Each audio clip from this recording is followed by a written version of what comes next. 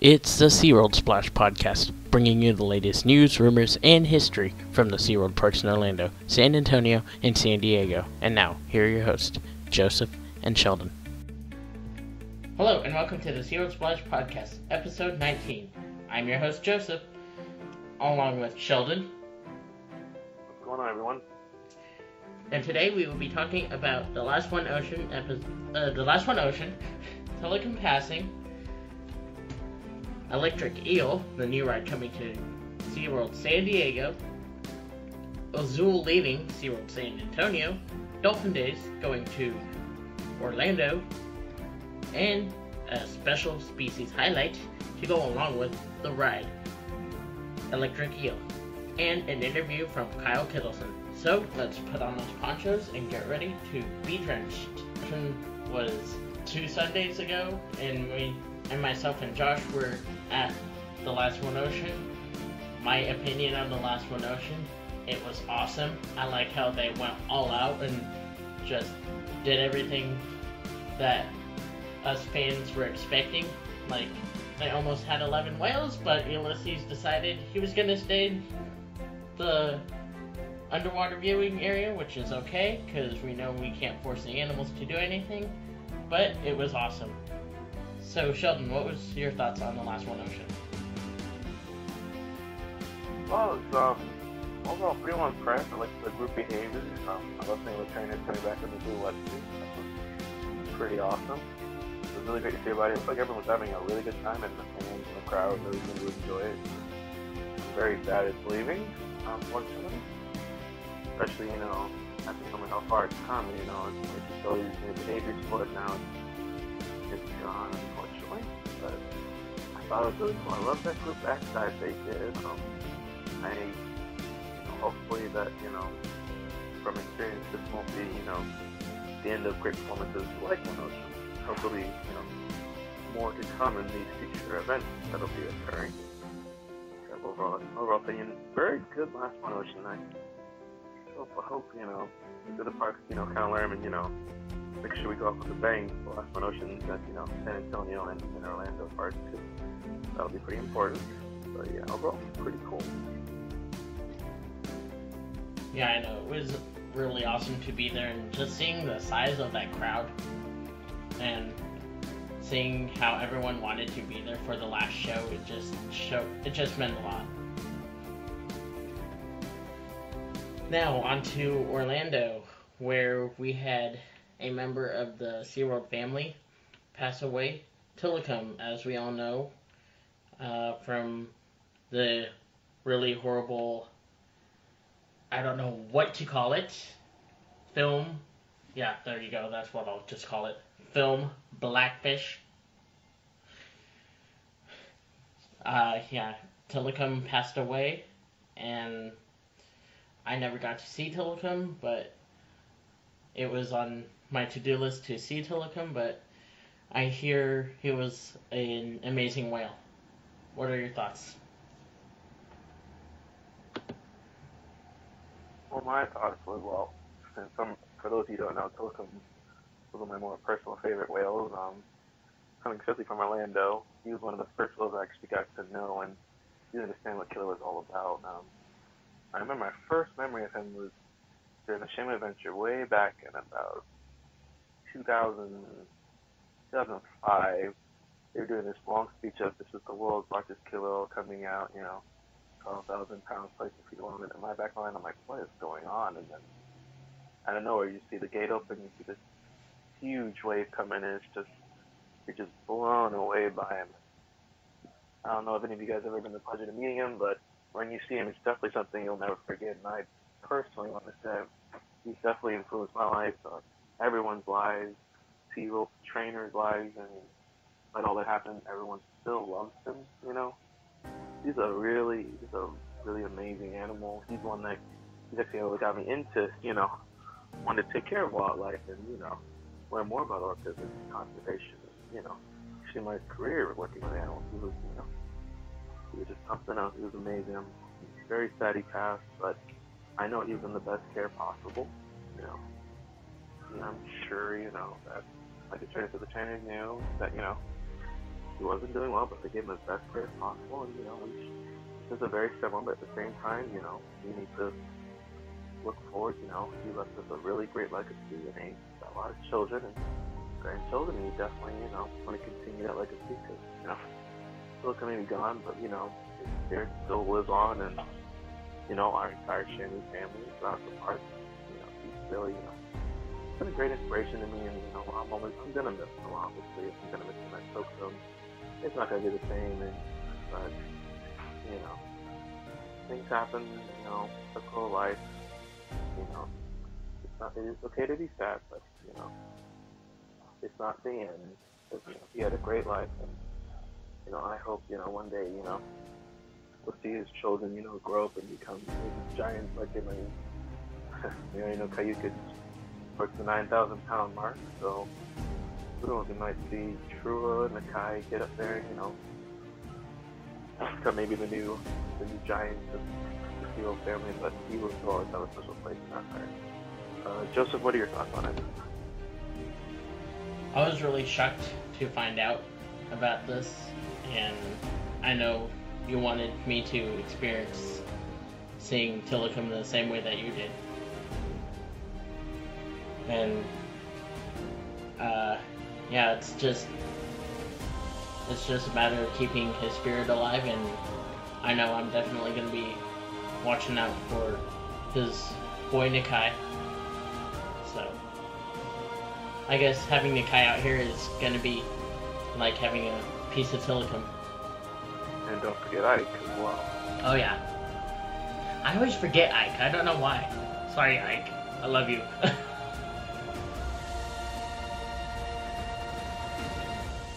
So, anyways, we're gonna have an interview with Kyle Kittleson on Tilly and his experience with Tilikum. So, Kyle, take it away. Good evening, Kyle. Welcome on the Zero Splash podcast. How's everything going? Hi. Thanks for having me. I'm excited. Not a problem. I hear that you were a former Tilikum trainer. Yeah, I was a senior animal trainer at SeaWorld Orlando, and I worked at Shamu Stadium, so I did have the pleasure of taking care of Tilikum. Yes.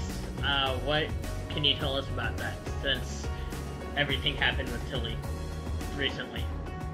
Yeah, for your listeners who may not be aware, Tilikum passed out the life of Tilikum, and no one is more passionate than me when it came to the life of Tilikum.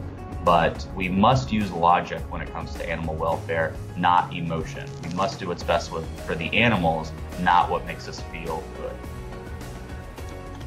Exactly, and I watched your video of, and I'm sure we've all watched your video of your theory on blackfish and how 80% of it, am I correct? 80% of it was false. Yeah, about 85% of it. Blackfish is a movie that got a lot of popularity, and it unfortunately got all this popularity for all the wrong reasons. Blackfish is a movie that is designed to make you feel. It's not a movie designed to make you think. It paints a negative and incorrect picture of animal welfare facilities like SeaWorld, and it targets facilities like SeaWorld who care for their animals properly, and therefore the public starts to ignore facilities who aren't caring for their animals properly. There are plenty of facilities right here in America that do not give their animals the best care possible. And nobody's talking about them because we're all too busy worrying about 23 killer whales who have a great life. And so I appreciate the passion that comes with people who are Blackfish fans, but that passion is unfortunately misdirected. And for the people, and that video was released years ago, and I still get messages every week from people who were inspired to do research after watching Blackfish and after watching my YouTube video. And after they did the research, they say, I couldn't believe I was fooled. Once I did the research, I could see that killer whales at SeaWorld is not an issue at all, and it definitely should not be a primary animal welfare issue that money and time and politics are invested in. There are way bigger things to worry about. Exactly. Yeah, and I know that we all miss Tilikum dearly, and I know that SeaWorld is still going to be strong, and they're still going to keep doing the best job that they do with taking care of the whales that they have in their pond. Well, no question that the remaining whales will be well taken care of, but I don't know if SeaWorld will continue to go strong. SeaWorld has handled this false and negative publicity, I think, very poorly. They have not been transparent with the public on what they truly provide and do. Nobody knows. Everybody knows about Tilikum, but nobody knows about the, almost 30,000 animals that they've rescued, rehabbed, and released. Nobody knows about all of the research that they do to help these wild counterparts. This week there was a stranding off the coast of Florida of it was either false killer whales or pilot whales. False killer whales. And I didn't see PETA there assisting with any of the strandings. I didn't see the Humane Society of the United States there assisting with any of the strandings. And if any of those false killer whales survive, they will not go to a PETA facility to be rehabbed and released, and they won't go to an HSUS facility to be rehabbed and released. They will go to SeaWorld, and SeaWorld will spend its own money taking care and paying trainers to rehab and release those animals back into the ocean. So when you are fighting SeaWorld, you're fighting against animal rescue and animal care. And SeaWorld does a terrible job at showing that to the world. They're awful at it. Because if anybody had all of the information, they would come to the same conclusion I came to. But when you don't have that information, how would you come to a different conclusion? So I don't know if SeaWorld will change the way they're marketing. I've been fooled many times with staff changes and different marketing campaigns that have come out to believe that they will change, but I think that SeaWorld will continue on the same path as they have been, and that path is not going to be beneficial for SeaWorld.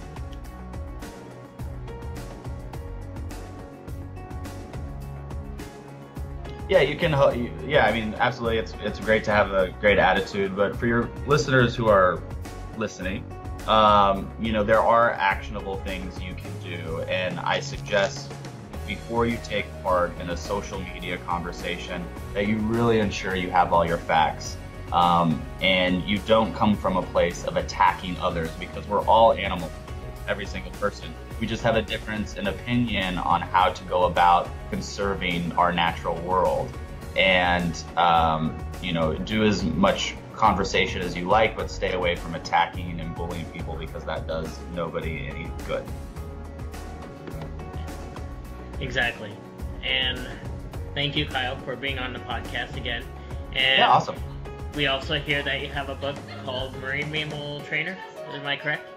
Yeah, the book is called Wear a Wetsuit at Work, How You Can Become a Marine Mammal Trainer. So if you're interested in working in the field of animal care, especially with marine animals, it is a must read. It's like $9 or $10 on Amazon. You can just Google Wear a Wetsuit at Work, WEAR. And you could also go to marinemammaltrainer.com and get a lot of free resources and information on how to prepare for the field of animal care, and also make a difference in the lives of your community. And if anyone ever has any questions, feel free to go to kylekittleson.com and contact me through my website, or all my social media is at Kyle Kittleson. Thank you, Kyle. Yeah, awesome. Thanks. Thank you, Kyle, for that amazing interview. And now we are jumping to San Diego for some attraction news. We have a new attraction coming to San Diego, a new ride actually, called Electric Eel. Yes, there was a promo video of it during the last One Ocean, and I'll check it out, see what's happening with that, but personally I'm gonna check out Work Encounters, see what's happening with that. But yeah, Electric Eel is set to break the waves in 2018.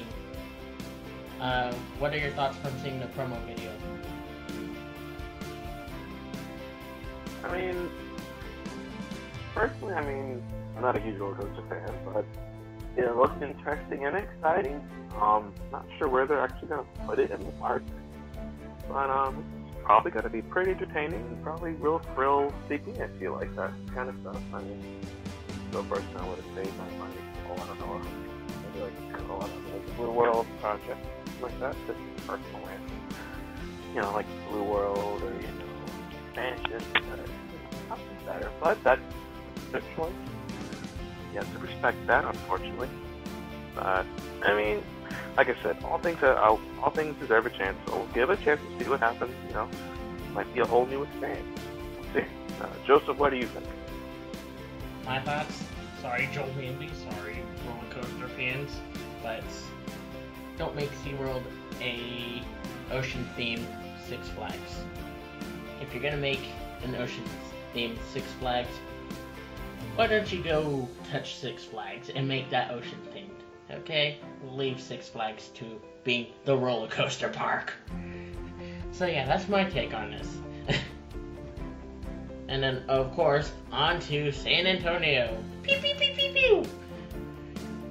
We have a show that just left in San Antonio, Azul, as you all know. The show with Pacific white-sided dolphins and belugas. I have no idea what they're going to be putting in place of that show, but we will keep our eyes and ears open, and if you guys have anything on that, please let us know. And email us. That information for email and contacting us will be at the end. And then we also have Dolphin Days going to Orlando. My thoughts on this, I'm excited to see what Orlando's gonna do with their twist for Dolphin Days. Sheldon, what's your take on Dolphin Days going to Orlando? Well, I will admit, I'm a little bit excited, a little bit nervous about what's going to happen. I've seen Dolphin Days on YouTube at San Diego, and it seems like a really big hit. I think it'll be pretty good in Orlando. I'm a little worried because I do like kind of like the dive team during Blue Horizon. I kind of said that they'll probably be going, but at the same time, I know the Dolphins and the Pilots will get plenty of showtime, and I don't think it's all going to be a disaster, but a lot of fans are going to be sad because, you know, Blue Horizon is a very popular show over in Orlando for Orlando fans out there, and probably San Diego fans out there. You guys probably have seen Blue Horizon and we've always wanted to see it. It's a very good show, and, you know, I've seen how San Diego does Dolphin Days, and I'm sure Orlando is going to probably make something happen. I mean, the San Diego Dolphin boys, they're very good at putting stuff together, and the Pilots, I know they're young and still learning, and I'm sure they'll probably do pretty well. You know, once they get further in their training, they'll probably be like, bam, they'll be able to hit it really quick. But overall, I mean, like, I'm kind of sad Blue Horizon is going at the same time. I'm interested to give Dolphin Days a chance in Orlando. And who knows? We'll see what happens. Who knows? You guys might get Dolphin Island Christmas. Now that's something I would want. Dolphin Island Christmas, because that does look really cool. You can get the dive team in. Yes. This thing, and I actually would like to see the hula dances because that was pretty interesting. I mean, incorporate, you know, traditional Hawaiian dancing into a show. That's the first I've ever seen. Like, oh, it looks pretty cool. Though in San Diego they don't have the hula dancers, which I'm upset about. I like that. Yeah, that was. We would have to probably put our dive team. I don't know how they're gonna do it. Like I said, we gotta wait and see, guys. We're all in the same boat. We're all waiting to see what's gonna happen. Nothing's happened yet, but this is the future we are going into. Yeah, unfortunately. Yeah, but we'll see. Also, what was your take on Azul leaving, since we're on dolphin subjects? Personally, I mean, I never really liked Azul. I mean, some parts were really cool, but it wasn't my favorite show. I mean, if I'll be honest, I don't know if they could do a Dolphin Days, but maybe they could do something like at the Vancouver Aquarium. They have a Pacific White-Sided Dolphin and Blue Whale show. They do. The Vancouver Aquarium. I don't know. Not the Vancouver. I'm sorry. The Shed Aquarium. Excuse me, guys. The Shed Aquarium does a interesting Blue Whale and Pacific White-Sided Dolphin presentation. I mean, perhaps they could do something like that with a screen, maybe. Who knows? I don't know what they're gonna do. You know, I mean, Blue Whales are pretty good performers, but you know, aerial as say a small nose dolphin, but I mean, we'll see. Yeah, Zool wasn't my favorite show, and no offense, I couldn't quite understand the storyline. I mean, I felt like it was kind of like trying to be like Blue Horizon, but not quite. You know, I mean, yeah, I have to see what they're gonna bring next for it. I don't know. But man, it wasn't my favorite show, so not too sad. I'm sorry, guys, not too sad. It's going. What do you think, Joseph? I mean, my opinion's not always correct. I don't know. Since I'm not a big fan on San Antonio, I'm just gonna leave my comments out. But I'll see what they put in. Alright, and on to species highlights with the electric eel. Sheldon, take it away. And now, ladies and gentlemen, it's time for Species Highlight. The plot of the show where one person explains the other about certain species, their habitats they come from, and their relatives, of course. Today's Species Highlight is to highlight a very special creature depicted in our episode, the electric eel. Well, folks, let's start this off quickly. What is an electric eel? Well, first of all, it's not an eel. It's actually part of the knifefish family. What's a knifefish? It's a group of species of fish that live in South America and Africa. They have very elongated bodies, a long anal fin, or the bottom fin that runs along the bottom of their bodies. They're usually toothless and can range in length from about a couple inches to about 4 feet long. For an electric eel, these guys get about 8 feet long, weigh about 50 pounds. They have no teeth, but they have two very large electric organs in their bodies. These organs, when contracted, produce almost 800 volts of electricity. And that's how they obviously stun their prey. And once the prey's stunned, they can go and vacuum it up and eat it. Because, well, electric eels don't have any teeth and it's not really powerful, and, you know, they don't want to injure themselves. They don't use electricity for defense and attack. They use it as a navigation. You see, electric eels come from South America. The waters are usually murky and you can't see very well. So electric eels send out small, very minute pulse of electricity, like an echolocation.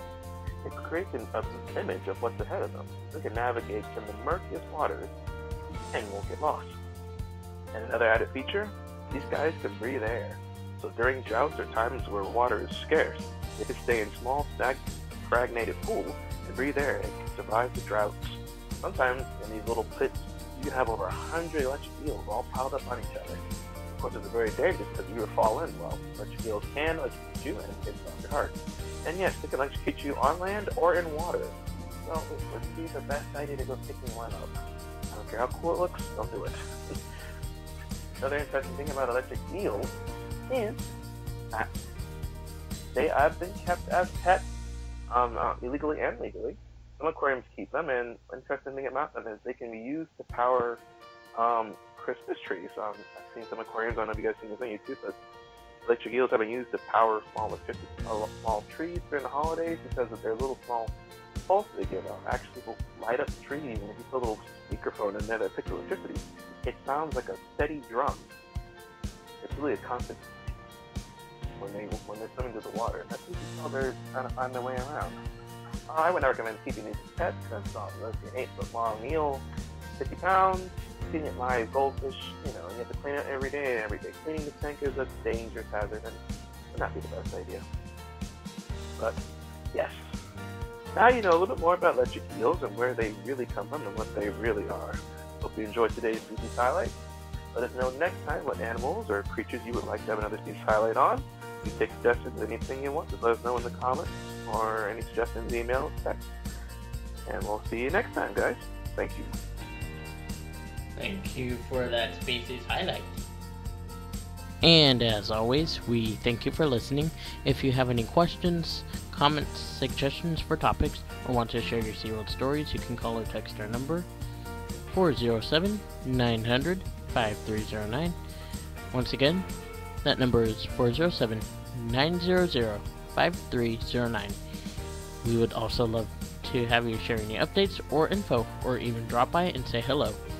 Also, don't forget to like us on Facebook at facebook.com/SeaWorld Splash Podcast. And follow us on Twitter at SeaWorld Splash. You can also follow us on Instagram at SeaWorld Splash. Don't forget to check out our website, www.seaworldsplash.com. You can also check us out on iTunes at SeaWorld Splash Podcast. And from all of us here on the SeaWorld Splash team, we thank you for joining us and hope you join us for the next amazing podcast to come. Splash you later. And if you want any more species highlight or have any suggestions for species highlight, please don't hesitate to email us, SeaWorldSplashTeam@gmail.com, or call or text our number 407-900-5309. And once again, splash you later. Take care, guys. Remember, if you want to share any of your favorite SeaWorld stories or memories, please call or text the SeaWorld Splash Team 407-900-5309. Once again, that number is 407-900-5309. Or email us at SeaWorldSplashTeam@gmail.com. Thank you, and we'll splash you later.